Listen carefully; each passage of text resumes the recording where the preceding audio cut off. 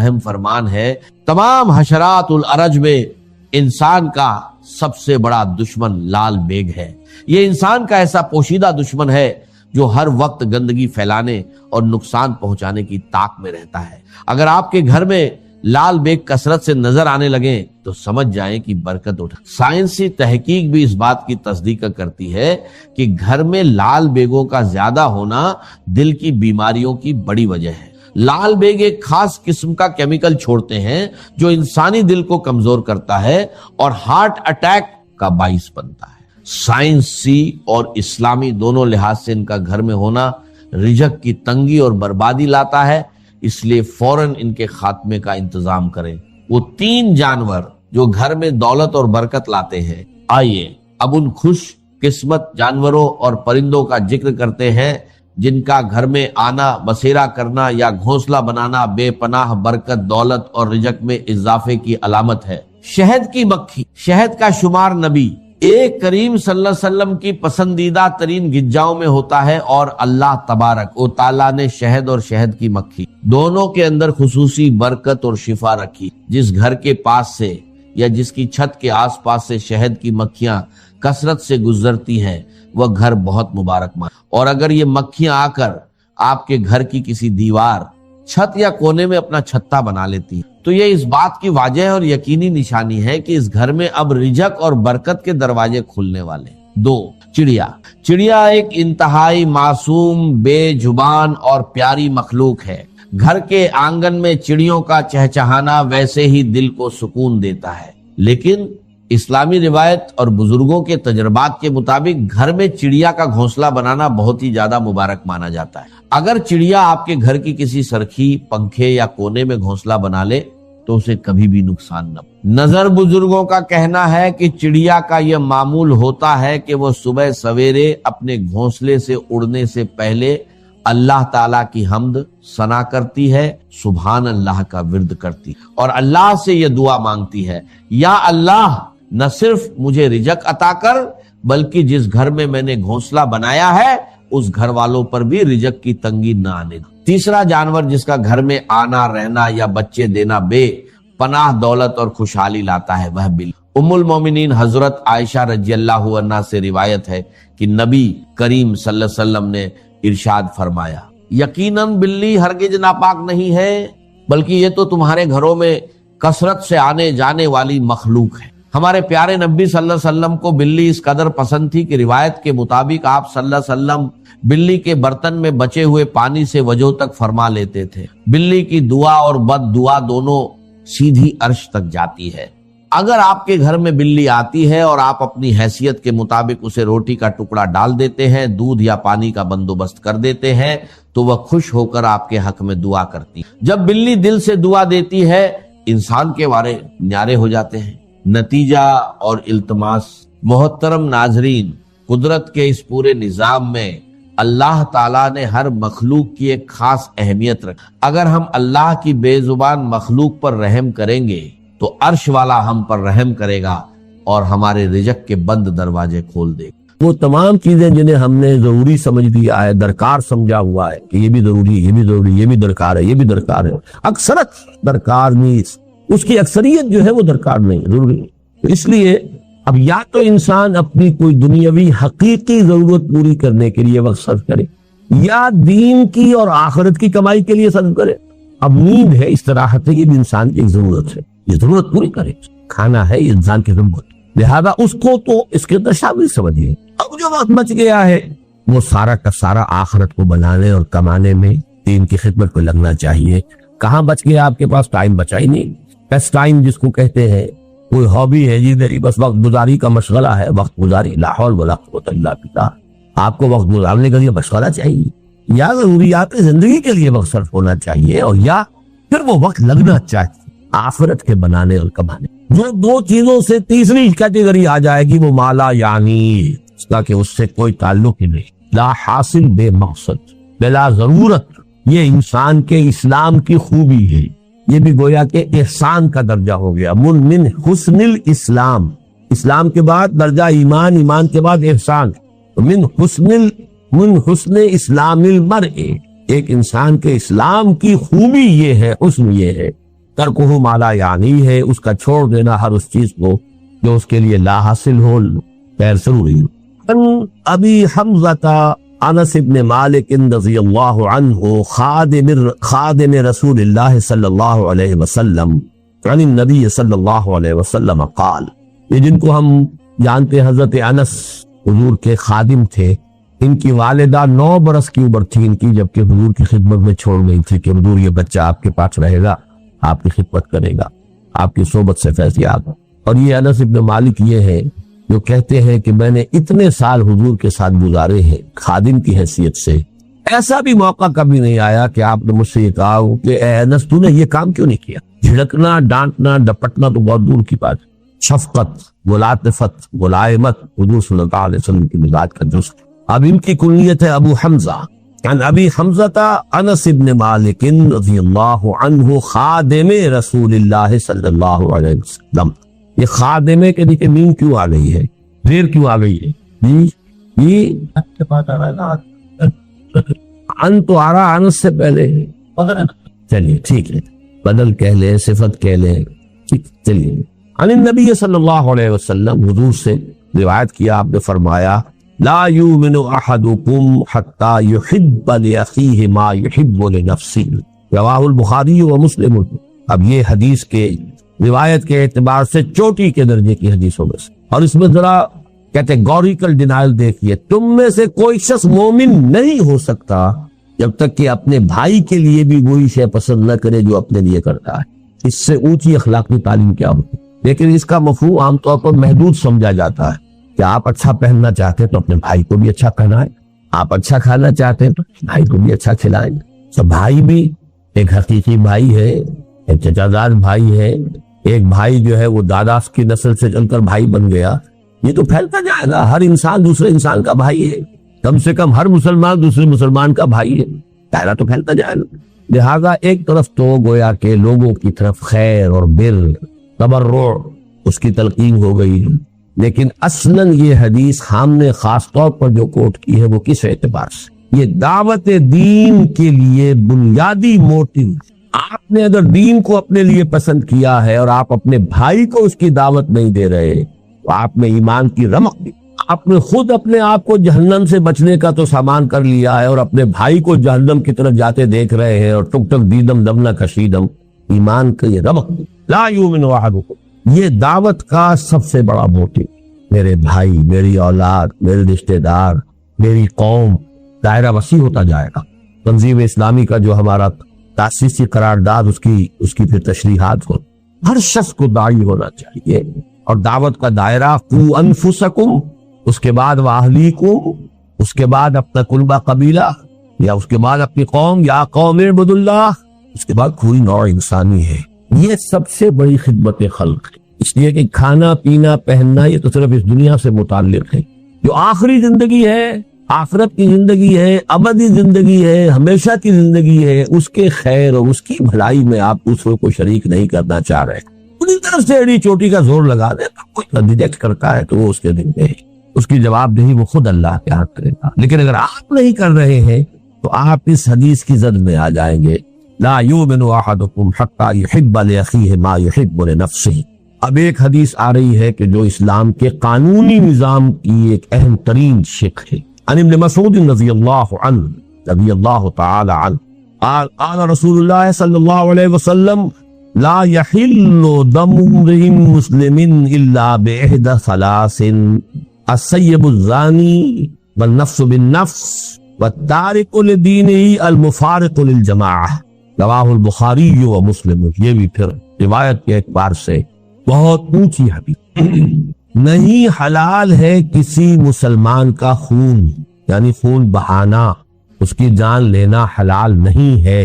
لا یحل دم امرئ مسلم، کسی مسلمان انسان کا خون جائز نہیں ہے، خون بہانا، قتل کرنا جائز نہیں ہے، الا باحدى ثلاث، سوائے 3 میں سے کسی ایک شکل کے۔ السیب الزانی، شادی شدہ زنا کرنے والا یا زنا کرنے والی، رجم، ظاہر بات ہے پتھر ماریں گے تو سر پھوٹے گا اور جسم کے اوپر لگے گا، خون بہے گا، مارنا ہے۔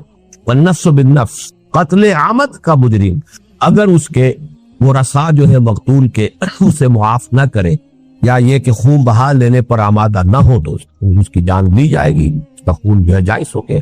فَالتَّارِقُ لِدِينِهِ، اور دین کو چھوڑ دینے والا مرتد، المفارق للجماعہ، جو جماعت کے اندر مفارقت پیدا کر رہا ہے، تفرقہ ڈال رہا۔ یہ جو ہے تین شکلیں یہ ہے مسلمان کے قتل۔ چوتھی شکل ہے کسی کافر حربی کے قتل، چنانچہ جو بھی ہمارے سورہ فرقان کے آخری رکوع میں بھی آتا ہے والذین لا يدعون مع اللہ الہا آخر ولا يقتلون النفس التي حرم اللہ الا بالحق ولا يزنون۔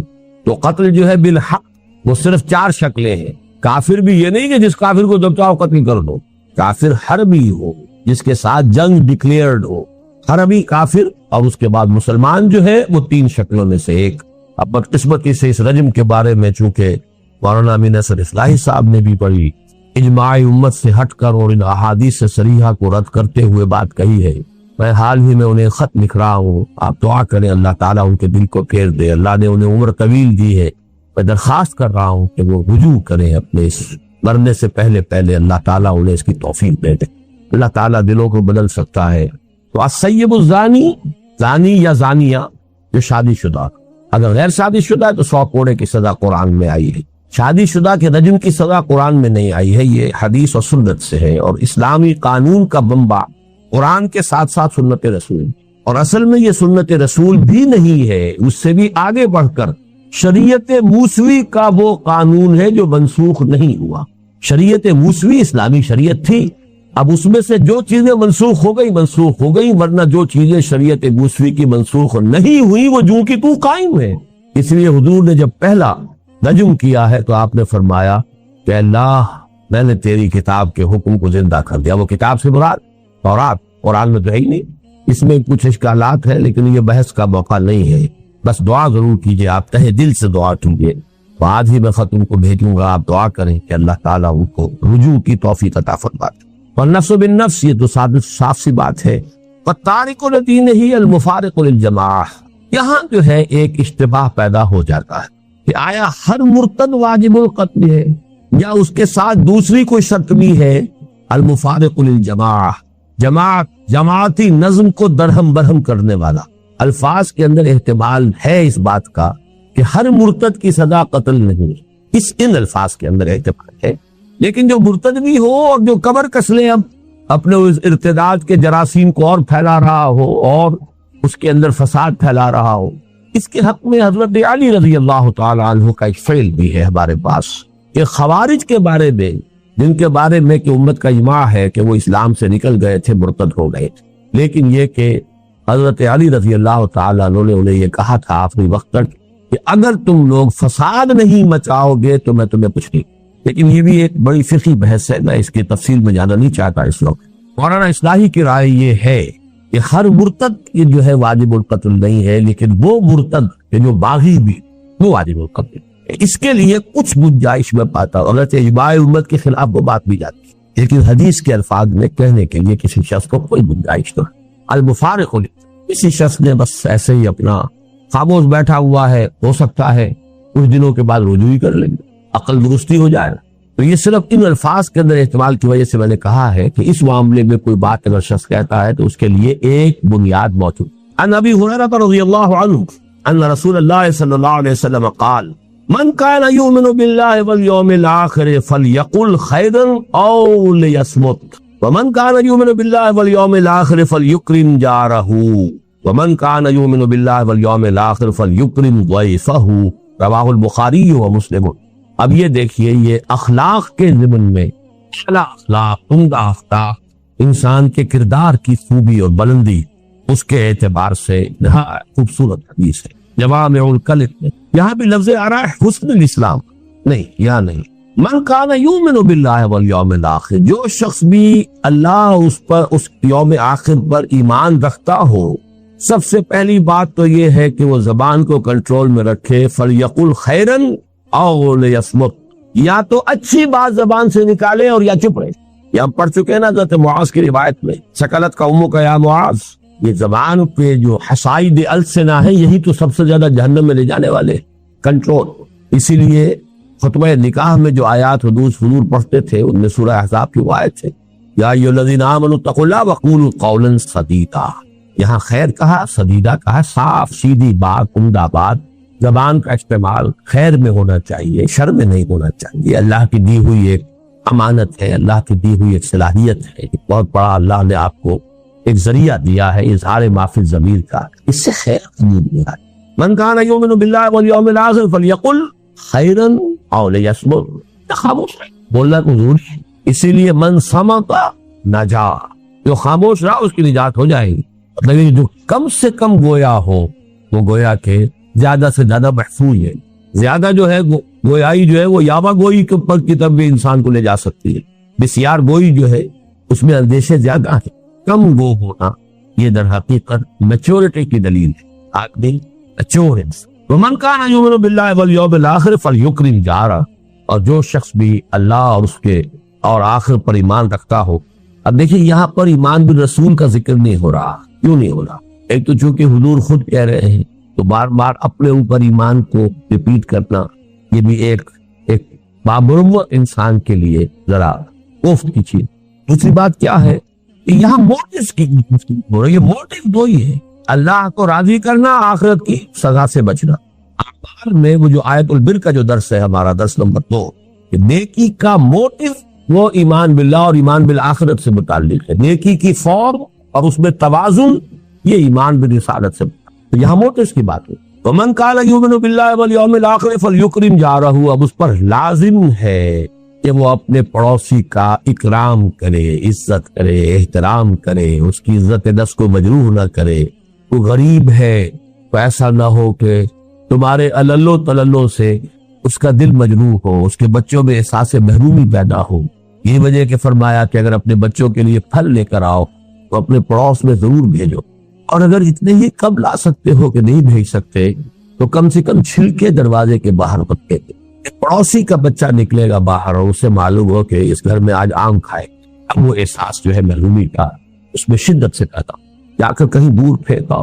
اس درجے باریک بینی کے ساتھ جو ہے یہ اخلاق حسنہ کی تلقین محمد رسول اللہ صلی اللہ علیہ وسلم۔ ومن کان یؤمن باللہ والیوم الآخر فلیکرم ضیفہ، اور جو کوئی بھی ایمان رکھتا ہو اللہ پر اور یوم آخر پر، اس کے لیے لازم ہے کہ اپنے مہمان کی عزت کرے، اس کا اعزاز کرے، اس کا اکرام کرے۔ یہ جو مہمان نوازی ہے اصل میں یہ بھی حسن الاخلاق میں سے ہے، اور واقعہ یہ ہے کہ جب تک تمدن فاسد نہیں ہو جاتا، چاہے کوئی معاشرہ کافرانہ ہو، لیکن ابتدائی شکل میں جب بھی معاشرہ ہوتا ہے نیسنٹ، جبکہ ابھی پولیوشن نہیں ہوئی ہوتی، اور یہ بڑے بڑے شہر جو ہیں ان میں آ کر یہ چیز ختم ہو جاتی ہے، بڑے بڑے شہروں میں مہمان مصیبت نظر آنے لگتا۔ اس کی وجوہات ہیں، دیہات میں کوئی کبھی جائے گا شاذ، اور شہر میں تو لوگ آتے رہتے ہیں، اپنا یہ کام ہے، اپنا وہ کام ہے، آئے اپنے کام سے، آپ کے یہاں تشریف لے آئے ہیں۔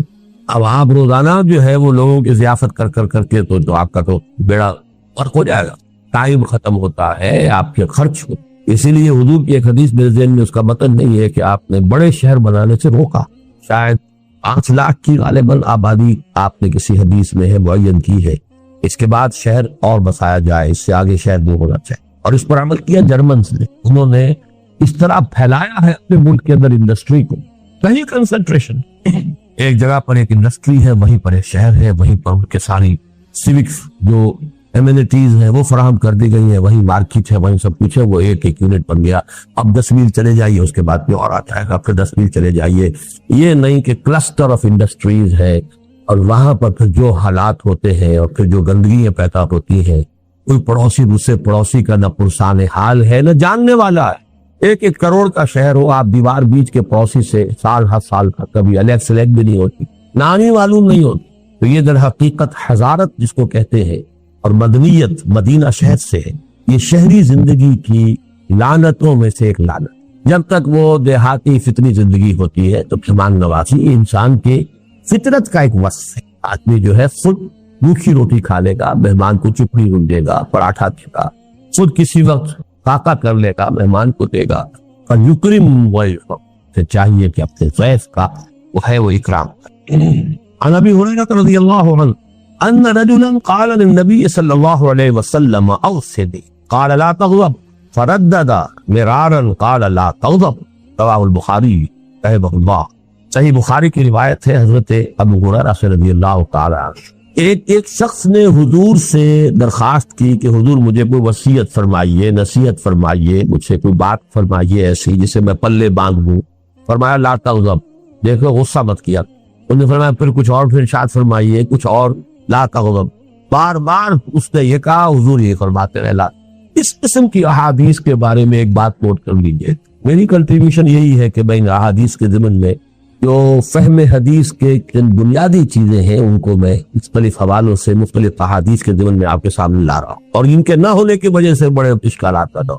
دیکھیے، ایک ہوتی ہے جنرلائزڈ قسم کی باتیں، عموم کے ساتھ سب لوگوں کے لیے وہ مفید ہو، سب لوگوں پر اپلیکیبل ہو. ایک ہوتی ہے پی پی کالز، یا یہ کہ پرٹیکولر پرسن پریسکرپشن. اب ایک شخص جو ہے وہ ملیریا کا مریض ہے تو ملیریا کی دوا دی جائے گی، ایک ٹائیفائڈ کا مریض ہے تو ٹائیفائڈ کی دوا دی جائے گی. حفظان صحت کے اصول بیان کیے جائیں گے، سب کے لیے بیان کیے جائیں گے. دیکھو یہ پانی صاف پیا کرو، ہوا صاف رکھا کرو، مچھروں سے اپنے آپ کو بچاؤ، یہ آپ حفظان صحت کے اصول سب کے لیے بیان کیے جائیں. لیکن جب پرٹیکولر پرسن سامنے آ جاتا ہے، خاص اس کے مزاج سے واقف ہو کر بات کہنا، یہ در حقیقت اس نوع کی حدیثوں میں سے. ویسے تو یہ اس کا عموم کا پہلو بھی ہے، انسان مغضوب الغضب نہیں ہونا چاہیے، فوراً غصے میں آ جائے، مشتعل ہو جائے، یہ بھی ایک نفاق کی علامت ہے. لیکن اس شخص کو جب بار بار یہی فرما رہے ہیں، معلوم ہوتا ہے کہ آپ کو اندازہ تھا کہ وہ شخص جو ہے وہ اس کے مزاج کے اندر یہ غصے کا پہلو جو ہے وہ زیادہ ہے.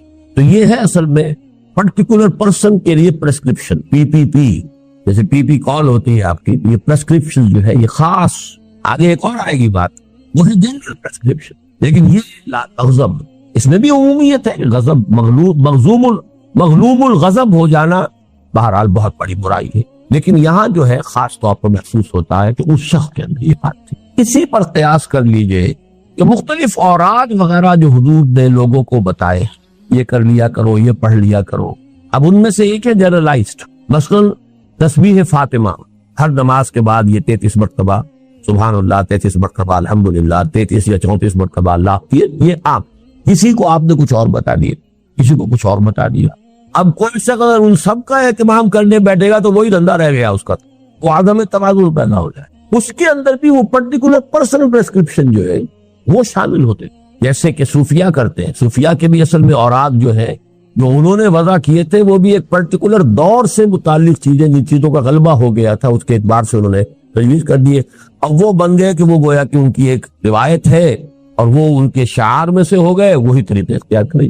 تو مستقل چیزیں تو صرف جنرلائز جو اورات یا اذکار حضور سے ہیں، جو بھی مختلف اعمال ہیں زندگی کے کرتے ہوئے، شیشہ دیکھو تو یہ دعا، بیت الخلاء میں داخل ہو تو یہ دعا، باہر نکلو یہ جنرلائز. اور یہ وہ چیزیں ہیں جس میں وقت لگتا ہی نہیں، تو آدمی کام وہی کرتا ہے اور دماغ کہیں جو ہے وہ شیطان کے پاس گروی رکھا ہوا ہے، یا یہ کہ آپ نے اس وقت اللہ کو یاد کر لیا اور وہ ذکر کیا حضور کے الفاظ کے ذریعے سے، تو دو نسبتیں حاصل ہو گئی کہ اللہ سے بھی نسبت ہو گئی کہ اللہ کو یاد کیا، اور چونکہ اس الفاظ سے یاد کیا جن سے حضور یاد فرماتے تھے تو نسبت جو ہے رسول کے ساتھ ہی حاصل ہو گئی.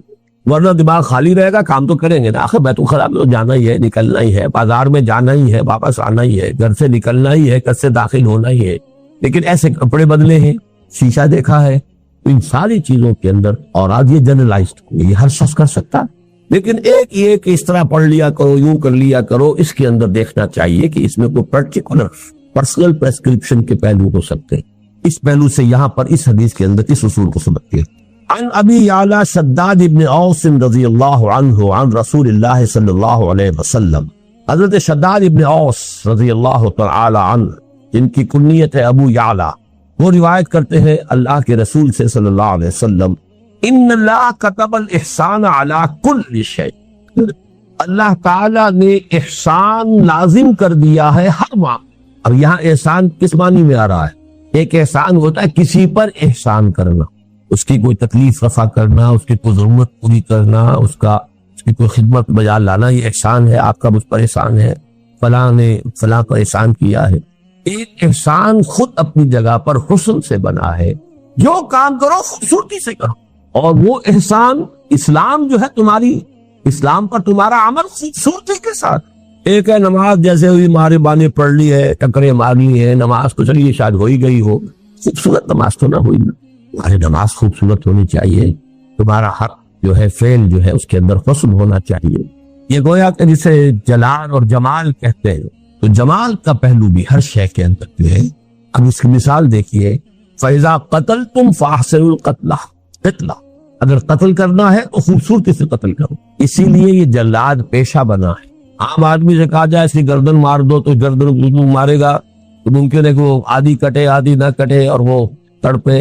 یہ پیشہ کیوں بنا ہے؟ اس کی گردن مارنی ہے، ایک ہی وار کے اندر اس سے اتنی مشق ہوتی ہے. اور یہ سعودی عرب میں اب بھی ہوتا ہے، میدان العدل میں. یہ نہیں کہ اب وہ بکری کو ذبح کرنا ہے، اب وہ کھلی چھری لے لیے رگڑے جا رہے ہیں. وہ اپنے جو ہے بیچاری جو ہے اس کی جان کے اوپر بنی ہوئی ہے. آپ ایس چھری کریں تاکہ یہ کہ ایک دو مرتبہ کے اندر اس کی وہ منزل جو ہے وہ اس میں سے اتر جائے. قتل تو کرنا ہے، ذبح تو کرنا ہے، لیکن اس میں بھی حسن و خوبی، حسن ادا، حسن عمل اس کو ملحوظ رکھو. ان اللہ كتب الاحسان على كل شيء فاذا قتلتم فاحسنوا القتلة واذا ذبحتم فاحسنوا الذبح وليحد احدكم شفرته. اور چاہیے کہ تم میں سے ہر شخص اپنی چھری کو تیز کر لیا کرے. ولیرح ذبیحته، اور اپنے ذبیحے کو راحت پہنچائے. یعنی ورنہ یہ کہ اس کے لیے جو ہے وہ کس قدر کوفت کا، اس کے لیے اس کے بھی احساسات ہیں، اس کی بھی جان ہے. جتنی کم سے کم مدت اس پر اس کیفیت میں گزرے یہ اس کا احسان. تو اسلام کا احسان وہ ہے ان تعبد اللہ کانک تراہ فإن لم تکن تراہ تراہ. عن ابی ذر جندب بن جنادہ و ابی عبد الرحمن معاذ بن جبل رضی اللہ عنہما عن رسول اللہ صلی اللہ علیہ وسلم. حضرت ابو ذر جو ہے وہ اپنی کنیت ہی سے مشہور ہے. یہ آج میں پہلی مرتبہ نام بھی پڑھ رہا ہوں آپ کا، جندب بن جنادہ، جنادہ کے بیٹے جندب جن کی کنیت ابو ذر رضی اللہ تعالی عنہ. وہ عبد الرحمن معاذ بن جبل، جو ابی عبد الرحمن معاذ بن جبل، اور حضرت معاذ بن جبل جو ابو عبد الرحمن ہے رضی اللہ عنہما، ان دونوں سے اللہ راضی ہو جائے. کون سے دونوں؟ ابو ذر اور حضرت معاذ. اب دیکھیے ابو ذر کا نام کسی کو معلوم نہیں، صرف کنیت معلوم ہے ابو ذر. معاذ بن جبل کا کنیت کسی کو معلوم نہیں، نام معلوم ہے معاذ بن جبل. لیکن یہ دو راوی ہیں، دو صحابی ہیں کہ جو روایت کر رہے ہیں. عن رسول اللہ صلی اللہ علیہ وسلم قال اتق اللہ حیث ما كنت واتبع السیئۃ الحسنۃ تمحها وخالق الناس بخلق حسن. رواه الترمذی وقال حدیث حسن وفی بعض النسخ حسن صحیح. یہ امام ترمذی نے اس کو روایت کیا ہے. بعض نسخوں میں تو اس کو حدیث حسن صرف کہا ہے اور بعض میں حدیث حسن صحیح کا ہے. یہ روایت کے درجے کے اعتبار سے ہے.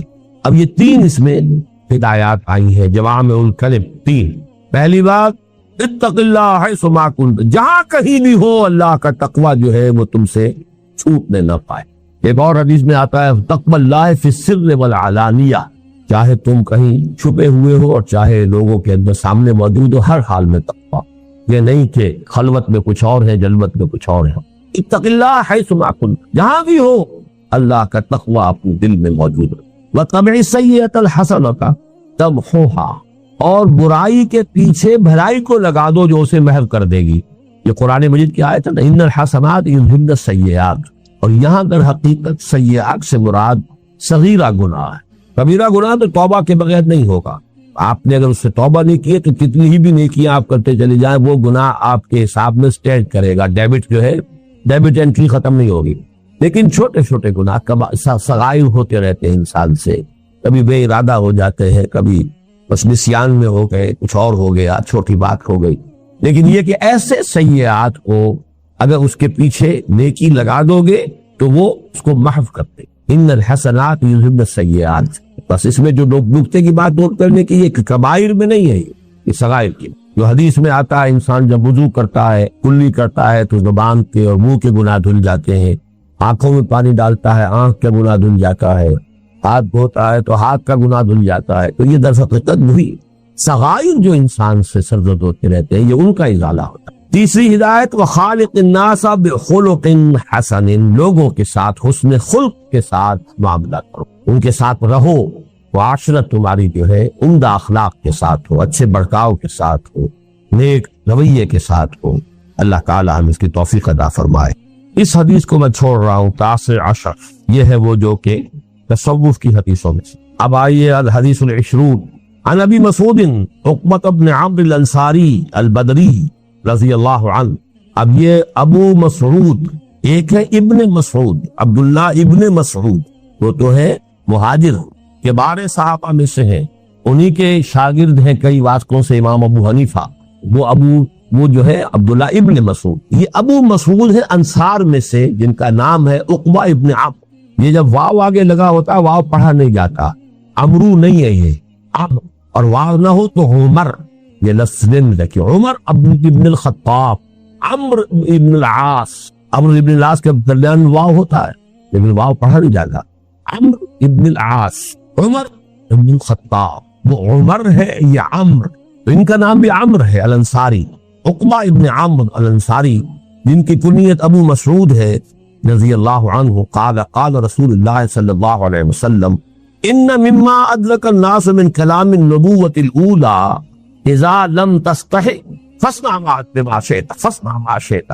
رواہ البخاری، بخاری کی روایت. حضور نے فرمایا کہ سابقہ انبیاء کی تعلیمات میں سے جو چیز لوگوں نے پائی ہے، یعنی چونکہ بہت سی تعلیمات جو ہیں وہ تو گم ہو گئی، محفوظ